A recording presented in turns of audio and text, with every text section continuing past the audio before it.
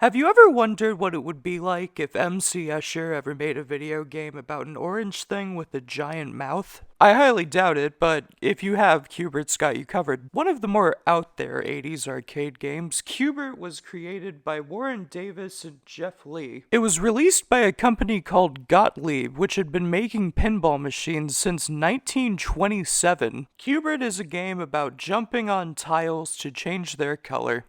That's pretty much it. If you were curious, it's called Q Bert because Q Bert is a portmanteau of cubes and Hubert. Huh. Today I'll be looking at the NES version, which is a fine enough port.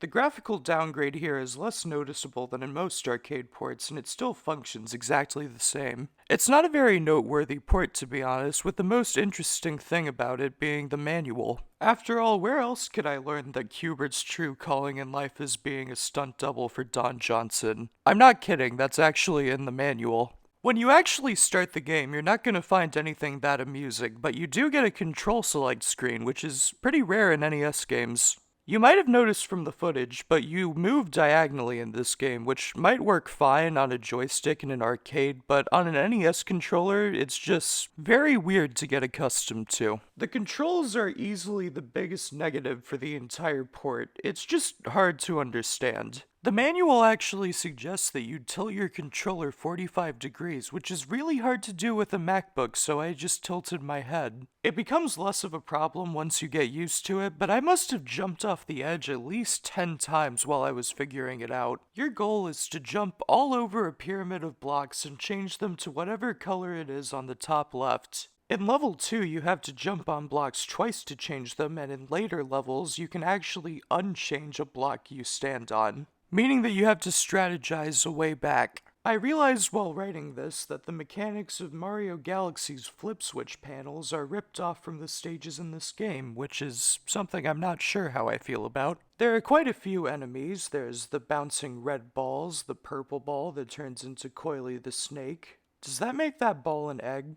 Well, whatever. The ugly purple things that completely ignore the laws of physics, and the bouncing green things. The green things are parasites that I despise with a burning passion. The green things reset the color of the tile they bounce on. That's just mean. Normally, I don't hate enemies in video games, seeing that they're just doing their job. But whenever they delete half my health bar after they kill me, or one-shot me with zero warning whatsoever, or reset my progress, I'm going to hold a grudge for a very, very long time. The purple guys jumping around sideways is a really cool idea, but it also makes it really hard to track where they're going. It's probably just because I was tilting my head, but this game ended up disorienting me so much that I started feeling nauseous. As for the game itself in general, I think it's a really good idea that's executed well. I mean, Mario Galaxy never would have ripped it off if it wasn't a fun concept. Having to walk everywhere in a level is pretty fun, and having to do it a second time adds another level of challenge without getting annoying.